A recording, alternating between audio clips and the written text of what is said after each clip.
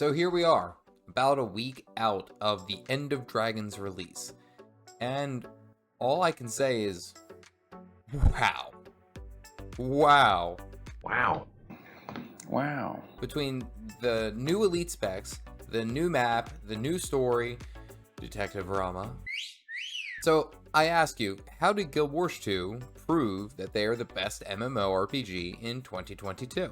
You won't have to watch the whole video to find the answer to that. They promoted the game appropriately to attract new players. They harked back to a long-time fan-requested zone from veteran players to satisfy their wants and needs. Also added a bunch of new elite specializations, so I guess that's kind of a win. They delivered on their promise, down to the minute of End of Dragons release. Let's take a closer look. Probably one of the biggest reasons that they have received such hype, we'll say, around their game is that they actually started promoting it. Holy crap, amazing concept. Reaching out to Arenanet partners to help draw in their loyal fans, reaching out to other content creators in nearby MMORPGs. Hell, they partnered with a fast food chain to give you a XXL sipping of the Siege Turtle. What more could you want? However, that all kind of pales in comparison to their strongest evolution of promotion, which has been their cinematics and their videos that they've released periodically. Just amazing stuff, guys. Holy crap. Except for all the airships. How could this happen to me? I made my mistake. They helped understand some of the new mechanics that were coming into play, i.e. the masteries, in bite-sized minute or less videos, which is arguably one of the biggest barriers to entering a new MMORPG because we have no idea what the heck is going on. Oh, here's a real quick 1-minute video of what this little thing can do. Basically, I'm talking about the Jade bot, but you get my point. Promoting their game has always been their weak point. Hell, I made a video about it, and I am happy to see that they have really made a strong effort in promoting their game this time around, ushering in a whole brand new class of new players, as well as sparking some excitement with old fans. Speaking of old fans, Guild Wars 2 literally whipped veteran players into a frenzy by announcing that this expansion was going to be in Cantha. For those of you who don't know, Guild Wars 1, the original, the OG, its first expansion was Factions, where we essentially traveled to Cantha. You either join the Luxons or the Kurziks. There's more inappropriate names tied to each one of them, but we'll leave it at that.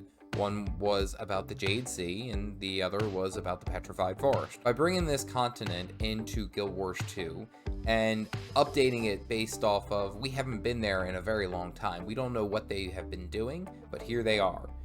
That has absolutely sent old fans crazy, just up the wall. And again, harking back to these previews of all this different Jade tech and how advanced this civilization is. I know there's some Azuras who would be very pissed off to hear that, but it's really interesting to see how they were able to bring something that was an old favorite back into Guild Wars 2, which just amazing. Also, the new elite specializations are essentially based around the Canthan culture, very similar to the way Path of Fire was around Alonian culture, and then of course Heart of Thorns had the Maguma jungle. But each of the specializations has essentially some tie to Cantha and its continent. I mean, heck, look at the Mechanist. It literally has a Jade mech. Kind of makes sense. Between the new map, the masteries, and of course the damn boat. I didn't even mention the boat or the turtle. People who have been playing Guild Wars 2 for a long time now have a whole nother reason to love this game and to just be immersed into Tyria. Finally, delivering on expectations. Before I get into that last point, I want to encourage you to smash the like button below. That helps this video get shared to a lot more people so we can open the discussion about why the best MMORPG of 2022 is End of Dragons. To help win you over, I'll give you a nice dad joke.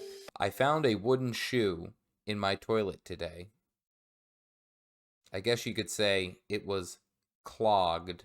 Yeah, we're just gonna move on. Okay, so delivering on what a video game promises is pretty difficult. Let's be serious. One, because it's impossible to please everyone, or it might be different than what you were expecting, and that doesn't always sit well with everyone, of course. And two, there's always going to be a couple of bugs, glitches, some more than others, but there's always some hiccups with any type of expansion release. Something that could pop up that could absolutely ruin a first impression.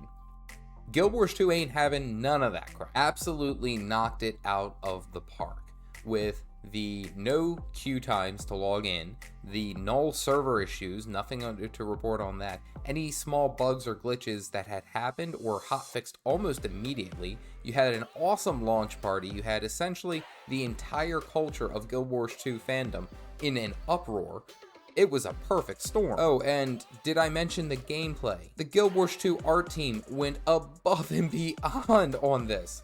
Are you kidding me? Now, of course, I'm a bit biased by being a longtime player of Guild Wars 2. I was never really skilled, but I played the game because I thought it was fun. And also, this particular expansion really drew my attention because, well, I played Guild Wars 1, and I played Factions, and that was one of my very first MMO experiences, and it was amazing. I can compare other MMORPGs, and I bring up World of Warcraft specifically because when Shadowlands was released, the queue times to log in were absolutely absurd. We all saw something similar when New World was released.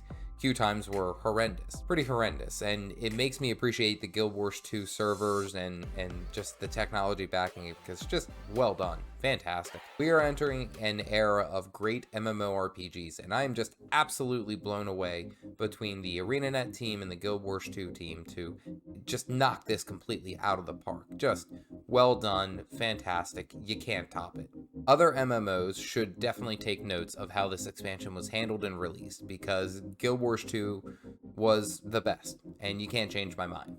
You can fight me in the comments. If you have made it this far, I encourage you to hit that subscribe button, mainly for more Guild Wars 2 content, some live streams, and a crap load of memes. Anyway, stay caffeinated, folks.